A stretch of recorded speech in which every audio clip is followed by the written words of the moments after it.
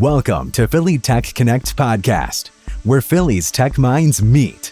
CEOs, developers, dreamers. This is your space. Each week, we explore the journeys of tech innovators. Join us and be inspired. Hey everyone, Dave here with another episode of the Philly Tech Connect podcast. Today I'm speaking with Michael Canzoneri. He is a 3X Silicon Valley unicorn veteran with IPO experience. He co-founded Data Squirrel, which is an AI native data engineering platform, and Neural Symbolic AI engine. He's writing a book about data products and quantum computing. So there's a lot of terminology here that I'd love to dive into and learn more about. Michael, how are you doing today? Fantastic. Thanks for having me. Oh, it's a pleasure. Tell us a little bit about Data Squirrel and Mhm. your reason for getting that started, and then let's see where that takes us in terms of demystifying some of the words in your bio. Sure. Uh, so over the last 20 something years of my career has been very data focused, even though I've worked very hands-on at times with and very deeply with many technologies. My career has always revolved around data. And over the last 10 years, specifically when I've spent time in Silicon Valley startups, unicorns, which, if you don't know what a unicorn is, it's a company that's valued at $1 billion or more. I was working on some very cutting edge things uh, in terms of technology. And these technologies, everyone I worked with had a master's in computer science or electrical engineering. And some of them were so tough that it really required that. So the reason why we started Data Squirrel, my co-founder actually has a PhD in database systems. I myself have advanced degrees.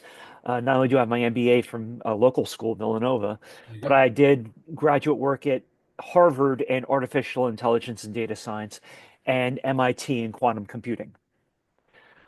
We looked at the data technology landscapes and we're just like, this is way too hard. And not everyone has the time or the mental capacity or focus to go to a Harvard or do a PhD. And because of that, people are not getting the data that they need. And if you talk to people and you look at the amount of data that's out there, it's apparent. People are basically drowning in data. And one of the top complaints I hear is I have the data, I just can't get to it in an efficient manner. So that's why we started Data Squirrel. Myself and my co-founder, both of us years of experience in Silicon Valley, technology, and so on. That's why we really started it. So let's dive into that. So you're saying you can't get to the data in an Mhm. efficient manner. Right. Now, does that mean like accessing the data in terms of saying pulling it from the database and putting it into a spreadsheet or whatever it might be, or more the analysis of the data, interpreting it? It's really both. So I'll give you a really good example. If you swipe your credit card at the gas station, what do you think happens? So I would assume that my number that's attached to the credit card goes into their sort of like their point of sale system, and they send some message to the credit card company that I owe a certain amount of money, and then the credit card company also gets some data that says, hey, I was at a gas station and I paid $40 to fill up, something like that. Close. What actually happens is that message is sent through something like Apache Kafka, which is an event-based or event streaming technology. And yes, it does check your balance to say, hey, can David actually charge this amount of money? And let's just say it's a preset amount, $100. Sometimes you see $100 get charged, but it's really a hold. But what actually happens, in addition to that, and this is something I've actually worked on personally, is that message gets sent off to about 40 other different algorithms. Oh, that are doing various things. And then the message gets returned back to the gas pump saying, yes, David can charge this money. That's the kind of complexity I'm talking about. Yeah, you think it's just a point of sale system, but when you think about how many transactions are hitting a credit card company at any given moment in time, the scale is kind of mind-boggling to a lot of people. And is there a need for it to be that complex, for there to be 40 different algorithms, or is this more just kind of this technical sort of tumbleweed that has over the years kind of become what it is today? Yeah, the best way I can describe it is a stock of corn. Okay. And whether you like corn or not is superfluous here. I'm fine with it. Yeah. Yeah. There are pieces around like an actual husk of corn that you have to pull off to get to the actual corn for you can eat, right? And is it necessary for you to pull it off? Yeah, but like that stuff kind of like just ends up growing on top of it, right? So, uh, to answer your question, it's somewhere in between. Really good companies with really great data strategies uh, understand there there's a function or something there that they need to have. And then somewhere along the line, some lines get blurry and people just start adding on top of it. These So, layers, yeah, that yeah, then need to be peeled in order to actually like eat and enjoy the corn. yeah, Okay, so neurosymbolic, yeah, is this related to what we have been speaking about? Where does that fit in? It's the first time I've ever heard that yeah. term. So, neural symbolic, it sounds like a really hyper complex term. It's actually not. You'll, I think you'll immediately understand what it really is. Neural symbolic. Neural is the AI piece. Symbolic is the data piece. And all the data scroll really does is act like a bridge between the two. So if you think about OpenAI or DeepSeek, we're hearing a lot about DeepSeek right now in the news. If you talk to anyone who has any sense of AI or data, one of the big problems they will tell you, and I've seen this firsthand because I've run rather large data science teams, is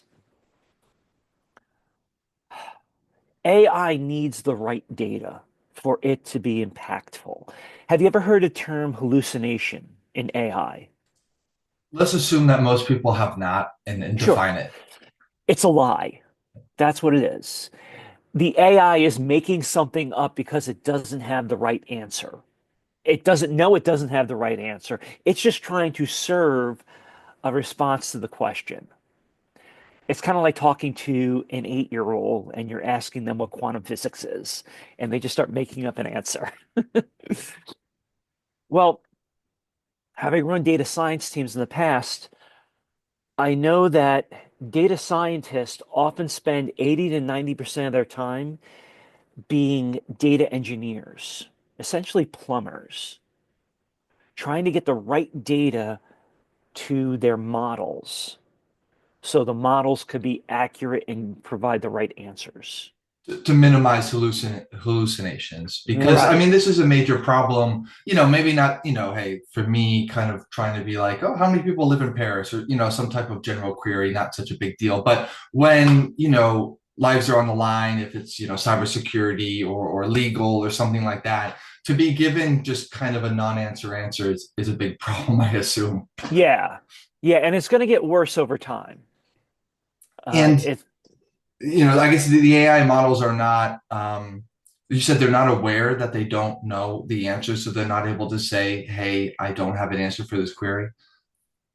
yeah.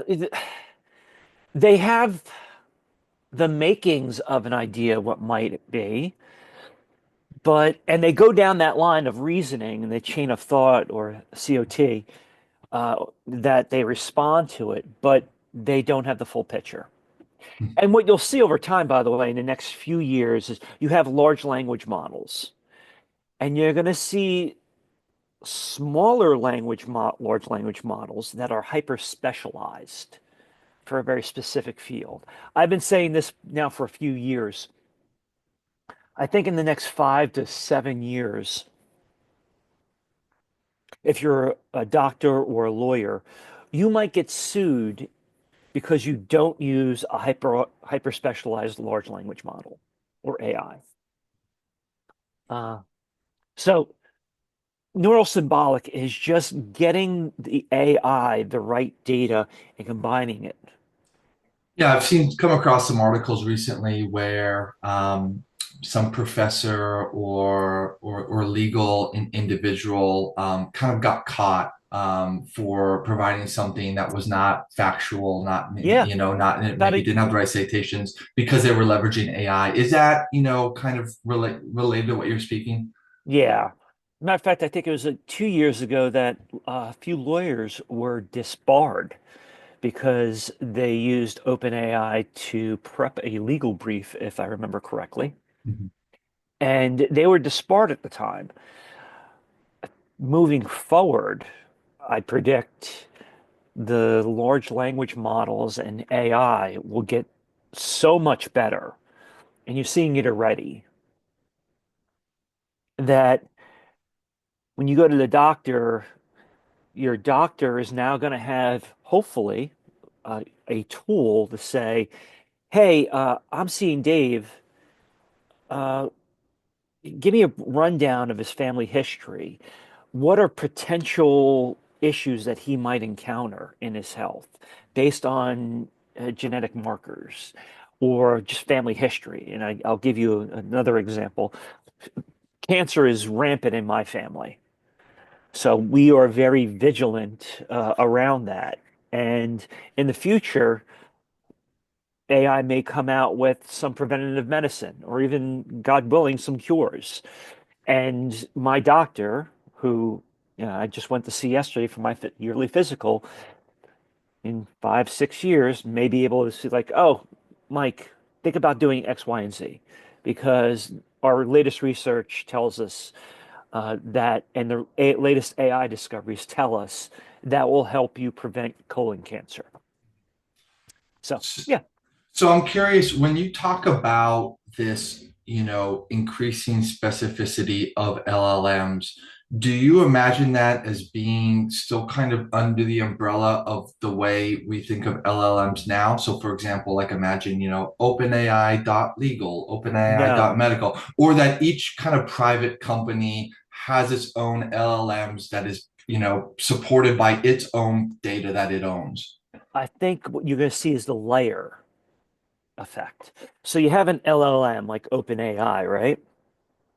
Well, out of what may rise to the top of that LLM is a specialized LLM in the legal or medical or construction field, right? Or material engineering field.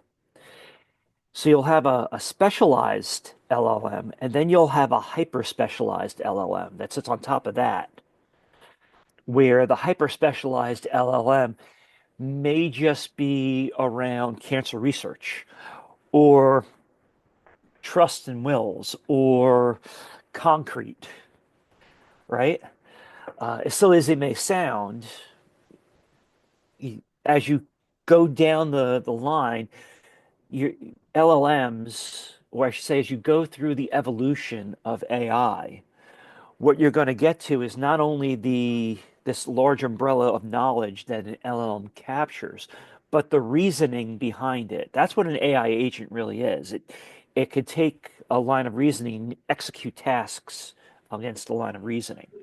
So you hear AI agent, that's all it is. It's something that can say, oh, it's the 15th of the month, and based on Dave's schedule, I see that he typically orders his protein shakes this time of month. I'm just going to go ahead and do that unless he tells me not to. And it's going to go ahead and do that. So I hope that's No, it makes perfect sense. Yeah, I would assume that an AI LLM model that is specific to a particular, industry and trained almost exclusively on that data would be more accurate and more powerful in that Mhm. space. So it seems like a natural evolution. I guess we'll see. You mentioned you're writing a book on data Yeah. products. I'm just curious, kind of what, how that fits into everything else you're working on. Yeah. So a data product is really an interesting way of reimagining how we do integration. There was an article in Harvard Business Review written by McKinsey Consulting, the famous big consulting firm, uh, around how, and it makes complete sense to me because I've been in it forever. Uh, a lot of times when you go into a company, they're like, oh, we have to integrate this data. No one's really looking at the data and saying, hey, how are we producing the data? And are we producing it correctly?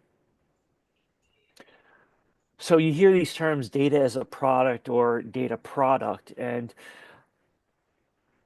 I like to think of it almost like Air Jordans. Now, you look young. I'm just going to assume you're Ish. young-ish. I am not. I Debatable, but okay. I remember when Air Jordans came out. And if you think about an Air Jordan or sneaker or any, clothing or food that you get, when Nike produced the first Air Jordan, they had to create the facility, the manufacturing line, the supply chain, the marketing around it. But then they hit generation two. Do you think they went out and just rebuilt another factory and rebuilt another supply chain? No, they just reused it. They modified it a bit, but they reused it. And they produced the sneaker pretty much the same way. A little bit in change in the design, for instance, and maybe some of the materials, but the process is the same. In IT slash technology slash data, every time we have one of these projects that we have to integrate data, we kind of just rebuild the world. In some sense, yeah, in some ways, good companies understand this and they have a really good process for a project, but not really a good project for or a good methodology for the process of producing data and maintaining data. So, why you I have a visual of this, the data product framework. The very base is what's the data product you're trying to produce? What questions is that data answering? Then there's the technical piece, how you like where's the sources, what are the attributes, and so on. Then there's the I'll call it the iteration piece, the versioning. Version one of the customer data product. Okay, who governs it, how often is it reviewed? And then at the very top is the value. What value does it provide to an organization? And when I say value, it's often a very soft or nebulous term. I'll give you a very good way to think about value, and it comes down to four things. Value is either you're making money, you're saving money, you're protecting money, or some combination thereof. So, and define that value, it could be as easy as, hey, it costs this much to store the data. That's one aspect of the value of the data. Or that it supports this service that brings in X amount of dollars to the company every year or the organization. So, the whole idea behind the book and the data product book is to treat data and the process of making it like you're almost manufacturing it.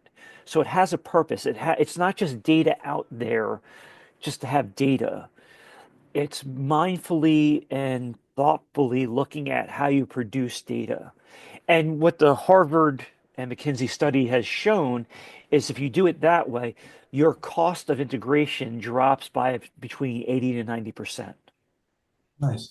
Sounds very pertinent to, the discussion that we've just had around LLMs and kind of the Yeah. barrier to entry to building them and making them accurate. It is data. And so I'm definitely curious to see how that evolves.